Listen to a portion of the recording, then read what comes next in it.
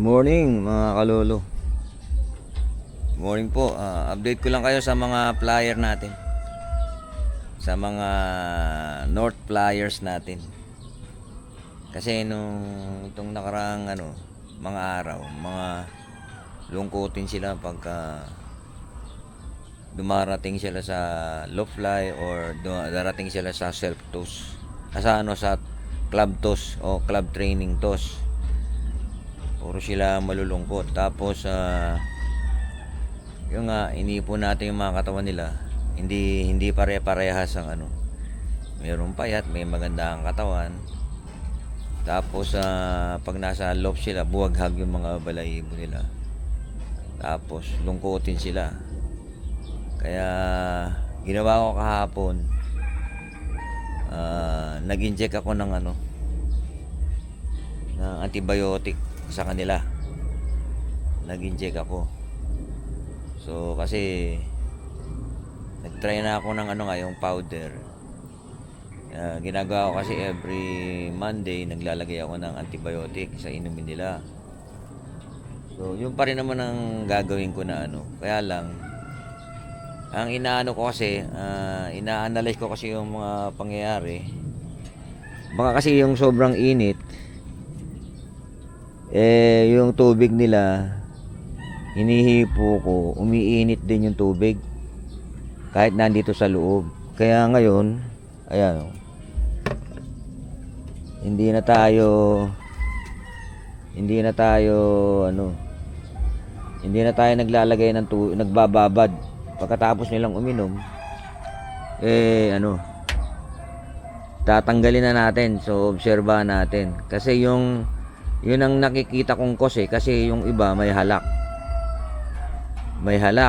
So yun ang nakikita kong cause, yung it's either dito sila nakakainom ng mainit na tubig or sa labas pagka yung galing sila ng low fly o galing sila ng training toss.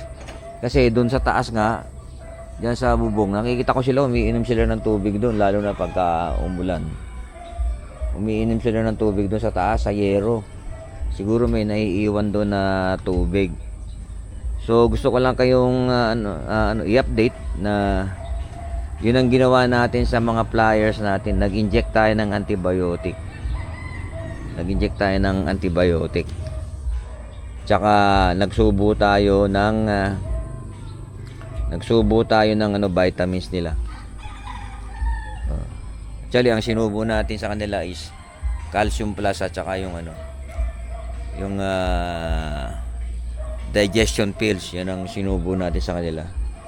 So obserbahan natin sila, pero mukha namang gumaganda na yung nila. Mukha namang maganda yung nila. So magpapakain na ako ngayon. Check natin kung kagabi ko lang to sinaksakan. Sinaga ko lang kasi kailangan gusto kong makita na hindi sila lungkutin.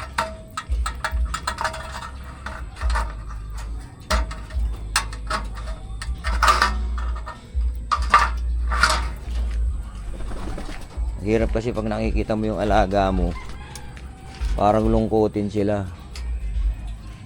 Kaya siyempre bilang fancier na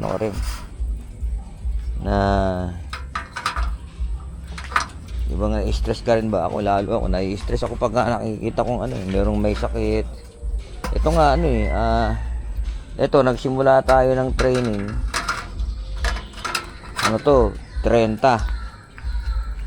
30 sila, pero ngayon 25 na lang. Bali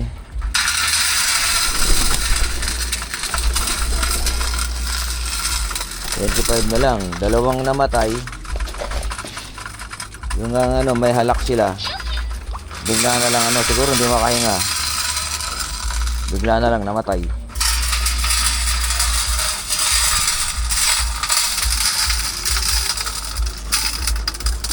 Bigla na lang sila. So dalawa yon, yung bigla na lang namatay. Tapos dalawang ano. Hindi, dalawang yung isa may sakit, nagkaroon ng aksidente sa ano, sumerga siguro. Nagkaroon ng sugat sa may tukana. Yung ginamot ko, hindi naka-recover. Yung isa sumerga, nasira balakang. So buhay pa naman yun, nilagay natin sa stock. Tapos may dalawang nawala.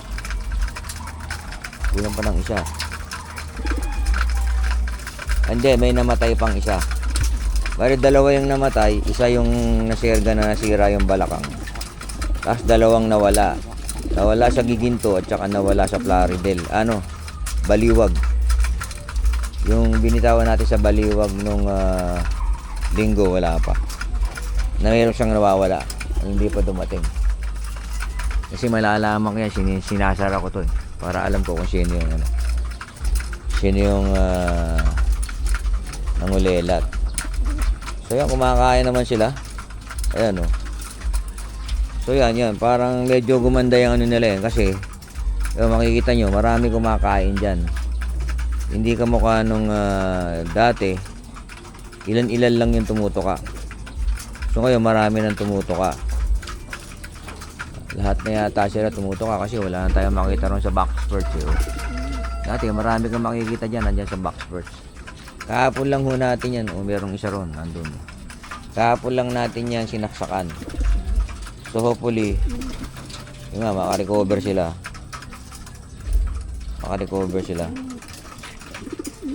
Kasi, ano naman yan eh, bukas, o ano ba ngayon? Hindi ko lang loading bukas. Ano ba ngayon? 15, tama, bukas loading. 17 ang release nila. San Rafael ata yung ating ano, sunod na toss. Ginagawa kasi sinasabay ko na lang ng sinasabay sa ano, although kaya ko naman mag-toss kasi may sasakyan naman ako. Siyempre yung oras eh, sayang yung oras. Pupunta ka ron, hindi ka ano, kasi may tindahan kami, kailangan kong alalayan si Commander. Kaya ano, although kaya nating mag-toss kasi meron naman tayo sasakyan, hindi natin magawa.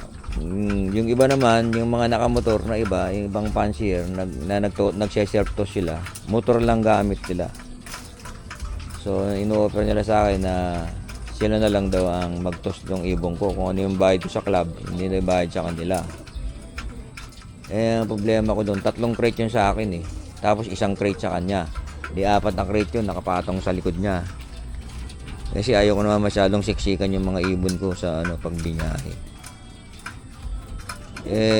Hindi ko sinasabay. Ibig sabihin na pagka kinrate ko yung ibon ko, gusto ko yung 1 crate ko lagyan ko ng 8.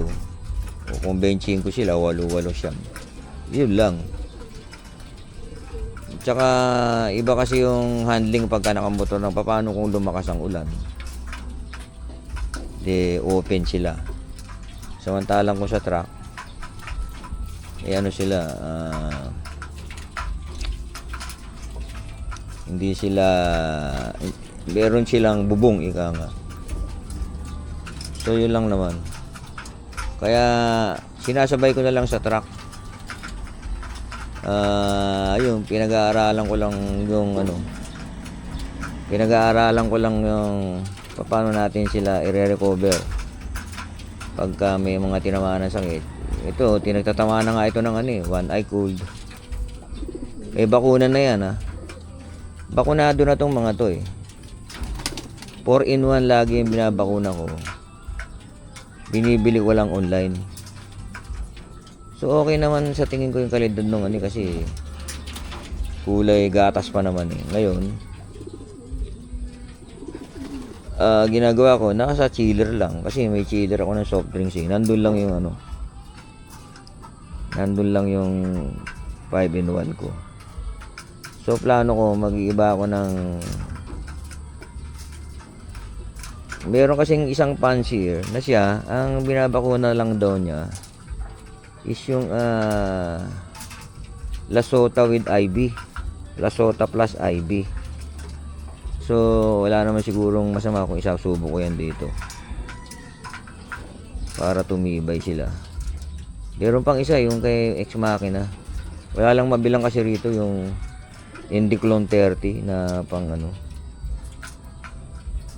Yung brand ni ano. Walang mabilang dito sa amin eh.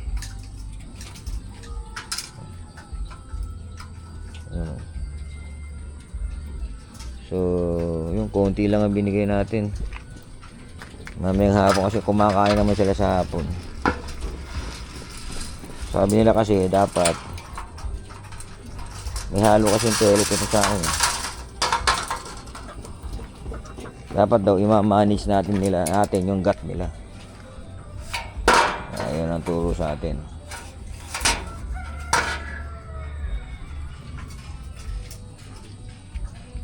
So, yan.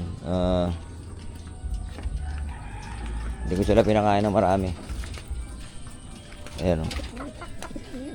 Kasi nagtira pa sila eh. Gusto ko mawala, maubos yan eh. Ayan, tubig. Nakahiwala yung tubig.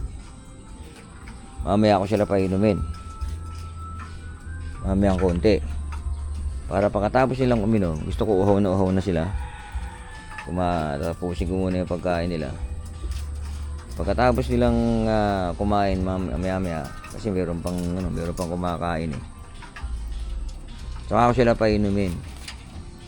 Pag inom nila, tatanggalin ko na rin kaagad yung inuman kasi ayan, kamukha yan, uminit na yung panahon. Ganun ang gagawin natin. So yan kung napapansin nyo, medyo maganda na sila gumalaw. Dati kasi ang daming lungkutin na kumakain na yung kasama nila, nandun lang sila sa back first, nakatunganga. So yun yun ay stress na si lolo ron pagka ganun. So yan, nakita naman natin silang tumuka. Isa't kalahating takal lang. Nung takalan ko, ito yung binigay ko sa kanila. Dati umuubos sila ito nung 3-4. Nung marami sila hanggang 6 nga eh. Ngayon, ano na sila? Yung hindi na sila kumain.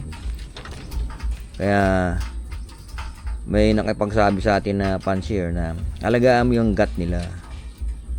Wag daw kasi baka hindi natutunawan, ganun. Yung gut kasi pagka laging puno daw yung ano nila, sikmura o yung balon-balunan, nagde-develop daw yun ng acid. Kasi dati wanto sawa eh. Pero parang hindi. Dati, want to sawa. Kasi nakikita kong ang lakas nila kumain. Ako naman, bigay ng bigay. Hanggang sa dahan-dahan naman, nawawala yung appetite nila. Siguro na, baka hindi lahat natutunaw. Kasi ako naman nagkukondisyon ng manok eh. Kailangan, pagka, sa manok nga kailangan pagpakain mo ng hapon, tunaw na lahat yung pagkain niya. Siguro sa kalapati, ganun din. Kaya ayan, konti lang ang binigay ko. Ayan. Actually, natira na lang dito, pellet na lang. Yung pellet. Pellet na lang, pero konti lang naman. Konti lang naman tayo maglagay ng pellet. So, mamaya siguro kainin nila yan, pati pellet eh, yung mga magbababaan dyan. Yan, hindi ko sila pinalipad ngayon. Plano ko, hindi ko sila paliliparin ngayon maghapon. Kasi nga, yun, pinahinga ko sila kasi na-stress nga sila. Ginamot natin sila. Hindi natin sila ngayon hindi natin sila iloloplay. Kasi kanina umaga binuksan ko yung nila, yung kanilang release door. Ayaw nila, kahit nagpumapalo na ako rito, hindi nila ako pinapansin. So hindi ko na lang sila pinalipad. Total makulimlim naman ngayon biglang kumilimlim Kaninang umaga makulimlim Pero maliwanag naman kabuuan yung langit. Medyo kulay blue naman.